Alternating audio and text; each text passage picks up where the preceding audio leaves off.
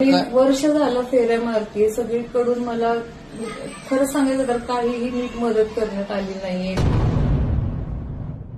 चिखलीतील imperial हॉस्पिटलमध्ये उपचारादरम्यान warmer मशीनमुळे भाजून 2 वर्षाच्या धीरांश गादेवार या बालकाचा मृत्यू झाल्याची हृदयद्रावक घटना 18 नोव्हेंबर रोजी घडली होती. ससून रुग्णालयाच्या तज्ञ समितीच्या अहवालात उपचारात हलगर्जीपणा झाल्याचं स्पष्ट झालं असून या प्रकरणी 3 डॉक्टर आणि 2 परिचारिकांवर गुन्हा दाखल करण्यात आलाय. मात्र पाय भाजल्यानं मृत्यू झाला नाही असा उल्लेख अहवालात आल्यानं आई दीपाली गादेवार यांनी माझ्या बाळाला न्याय द्या, वैद्यकीय दुर्लक्षांमुळे माझं बाळ गेलं, दोषींना कडक शासन व्हावं अशी मागणी त्यांनी केली आहे. तसेच चिखली पोलिसांनी एका परिचारिकेचं नाव चार्जशीटमधून वगळल्याचा आणि खोटा जबाब दाखल केल्याचा आरोपही आईनं केला. या घटनेमुळे चिखली परिसरात संतापाचं वातावरण असून नागरिकांनीही धीरांशला न्याय मिळावा अशी मागणी केली आहे.